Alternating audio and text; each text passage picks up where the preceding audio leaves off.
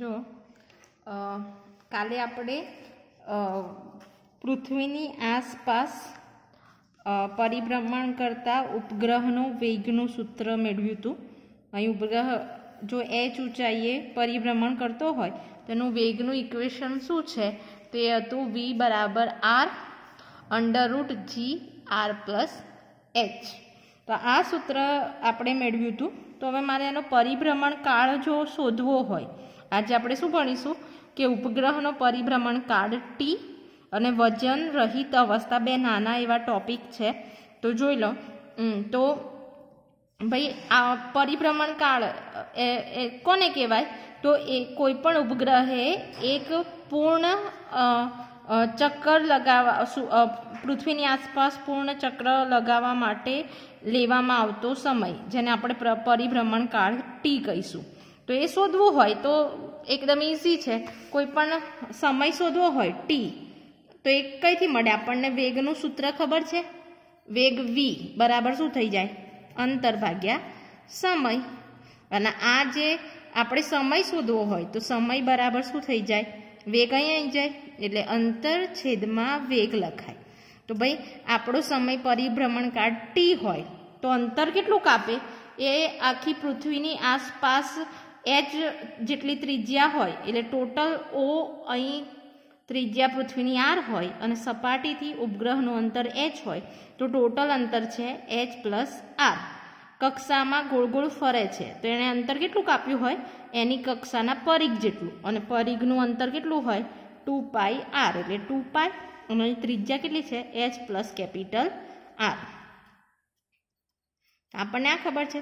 વેગનું સમીકરણ આપણે કાલે મૂક્યું હતું, એ મૂકી દઈએ એટલે આપણને આવર્તકાળ ટી મળી જાય। તો જુઓ અહીં એ જ છે। તો અહીં શું લખ્યું છે કે ઉપગ્રહનો પરિભ્રમણ કાળનું સૂત્ર મેળવવા માટે અહીં જુઓ કે પૃથ્વીની સપાટીથી h ઊંચાઈએ પરિભ્રમણ કરતા ઉપગ્રહનો વેગનું સૂત્ર આપણે કાલે મેળવ્યું છે। એ કેટલું હતું? તો v બરાબર r √g/r+h જેટલું હોય છે। માટે જો એનું પરિભ્રમણ કાળ ટી શોધવો હોય તો આપણને ખબર છે કે વેગ બરાબર શું થાય? અંતર ભાગ્યા સમય। અને વેગનું સમીકરણ આપણી પાસે છે તો મૂકી દઈએ, r √g/r+h। અંતર કેટલું કાપશે ઉપગ્રહ? અંતર કેટલું કાપે?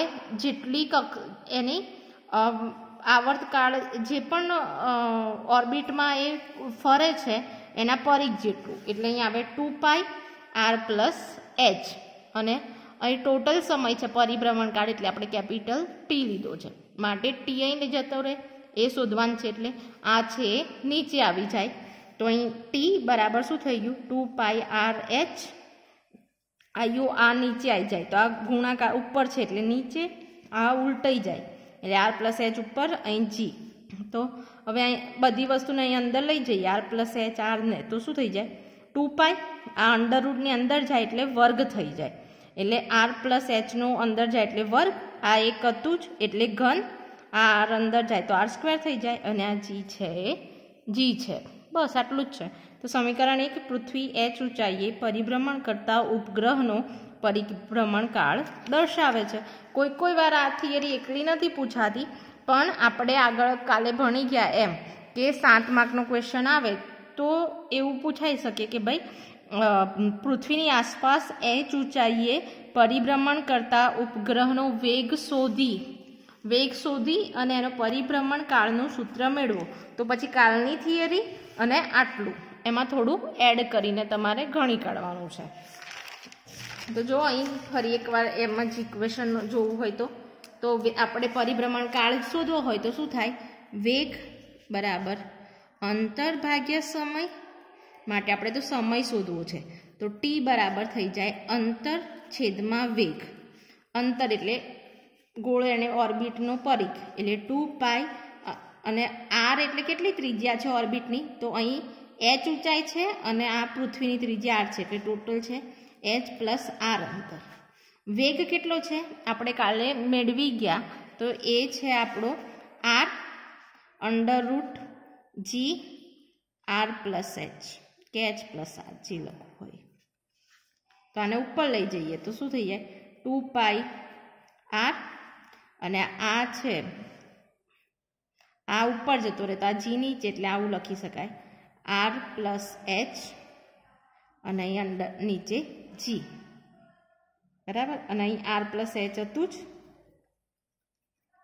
આને ખાલી મેં ઉલટાવ્યું છે ઉપર ગયું એટલે તો આને મારે અંદર લઈ જવું હોય તો 2π અંદર લઈ જઈએ તો આ 12 છે વર્ગમૂળની 12 છે એટલે અંદર જાય તો એનો વર્ગ થઈ જાય આ એક ઘાત હતી વર્ગ 2 જાય તો થઈ જાય r પ્લસ h નો ઘન છેદમાં જી અને આ આરને અંદર લેવો હોય તો એ થઈ જાય આરનો વર્ગ તો આ આપણું આવર્તકાળ ટીનું સૂત્ર છે બરાબર હવે નેક્સ્ટ થિયરી છે વજન રહિત અવસ્થા તો વજન રહિત અવસ્થા શું છે ભાઈ આપણને એક કોમન ક્વેશ્ચન થાય કે સપોઝ આપણી પૃથ્વી છે ચલો અને અહીં ઉપગ્રહ છે એ પરિભ્રમણ કરે છે પૃથ્વીની આસપાસ બરાબર તો આના આ જે છે એની ઉપર જો કોઈ પદાર્થ હોય સપોઝ નાનો એવો કણ તો એના પર આ આપણી પૃથ્વી વડે ગુરુત્વાકર્ષણ બળ લાગશે ખરેખર તો શું થવું જોઈએ અહીંથી તો અહીંનું ગુરુત્વાકર્ષણ બળ ઓછું લાગે હોય નહીં કેમ કે અહીં અંતર ઓછું છે ને અહીં અંતર વધારે છે એટલે પણ નોર્મલી શું લાગે આપણને એમ જોઈએ તો એમ એવું આપણે ગણવા માંગીએ છીએ કે ભાઈ અહીં પૃથ્વી વડે આ કોઈ પણ ઉપગ્રહ પર તો ગુરુત્વાકર્ષણ બળ લાગે જ છે એટલે પરિભ્રમણ કરે છે પણ એના પર રહેલો કોઈ પદાર્થ હોય તો એના પર આ પૃથ્વી વડે કોઈ ગુરુત્વાકર્ષણ બળ લાગશે કે એની ઇફેક્ટ રહેશે કે નહીં એની ગતિમાં કોઈ ફેરફાર થશે કે નહીં એ આપણે કેલ્ક્યુલેટ કરવાની છે અને આપણે ડે ટુ ડે લાઈફમાં અનુભવીએ છીએ કે ભાઈ આપણી પૃથ્વી છે સૂર્યની આસપાસ ફરે છે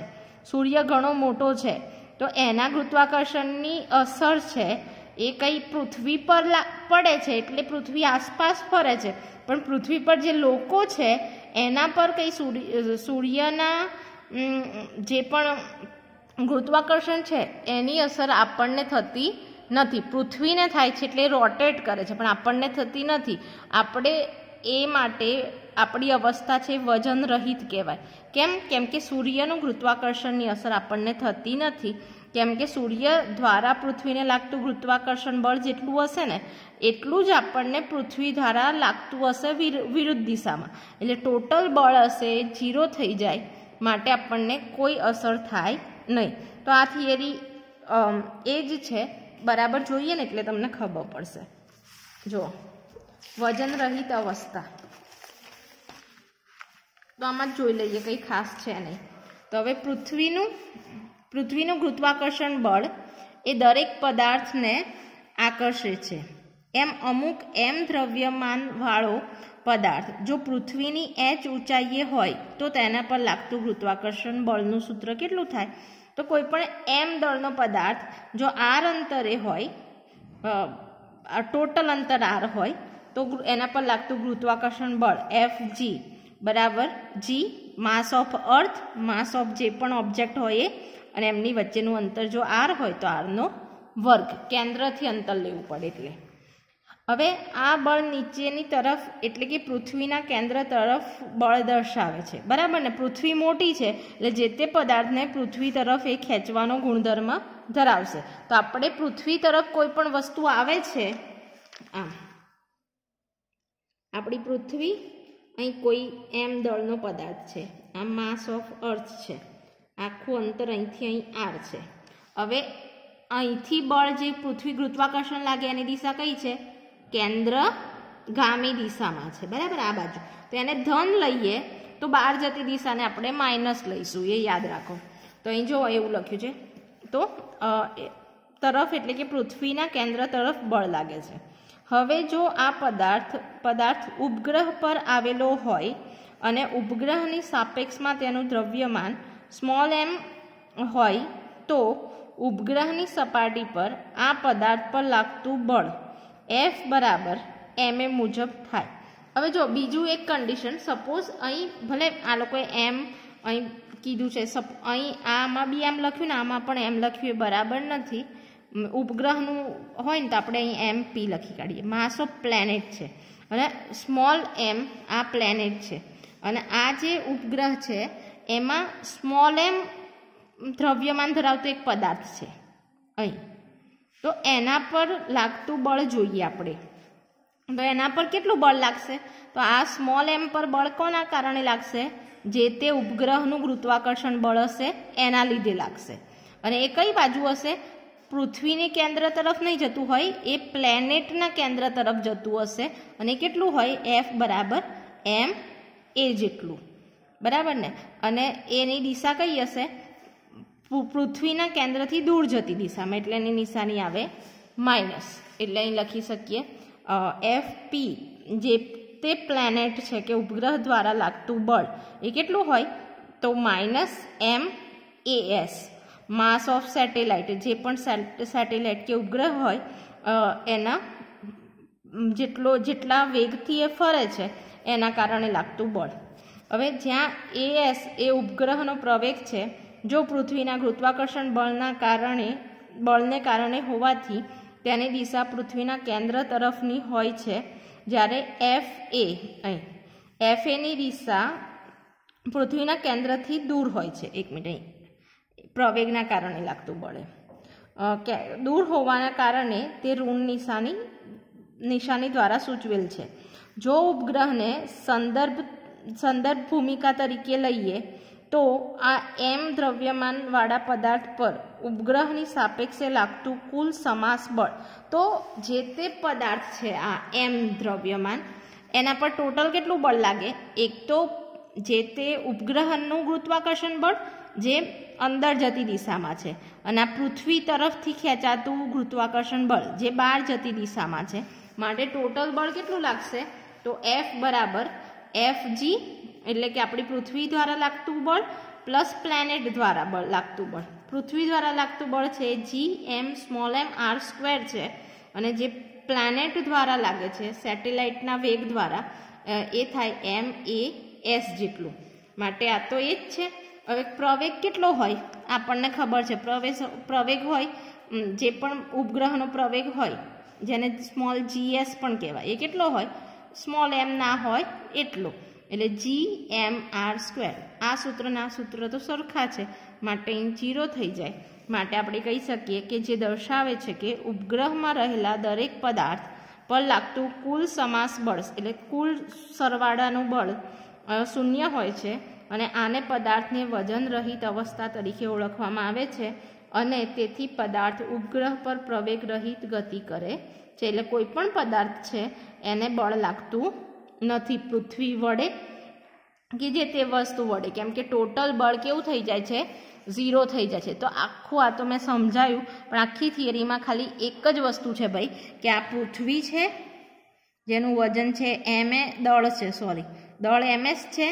અહીં આપણો ઉપગ્રહ છે જેનું માસ છે ms જેટલું, અને અહીં એક પ્લેનેટ છે સ્મોલ m, એટલે એ જે પણ ઉપગ્રહ છે એમાં m દળનું કોઈ વસ્તુ છે, એક માણસ રહેલો છે કે કોઈ પણ વસ્તુ છે. તો આના પર કેટલા બળ લાગશે?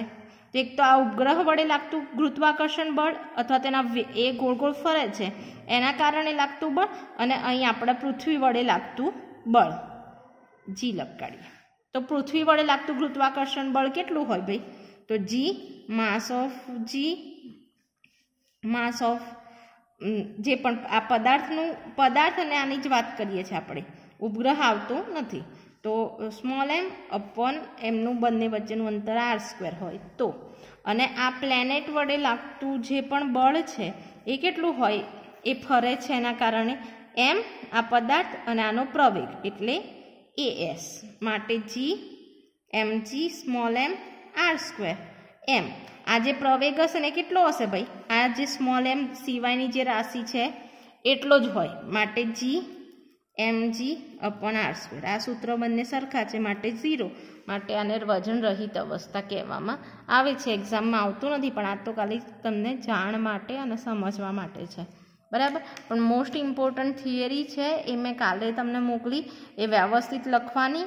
કેપ્લરના જો પહેલું તો એસ્કેપ વેલોસિટીવાળી રવિવાર છે ને, તો આટલું કામ કરજો તમે. પહેલી તો થિયરી છે, અહીં મારી પાસે છે નહીં, પણ એસ્કેપ વેલોસિટી એસ્કેપ વેગ મોસ્ટ આઈએમપી થિયરી એ લખીને તૈયાર કરવાની, પછી એસ્કેપ, પછી કેપ્લરના વેગ. યુટ્યુબ પર વિડીયો છે એ તમારે જોવાના અને લખીને તૈયાર કરી દેવાના 3 કેપ્લરના નિયમો. અને આ ત્રીજી થિયરી છે એ વેગ, ઉપગ્રહનો વેગનું સૂત્ર.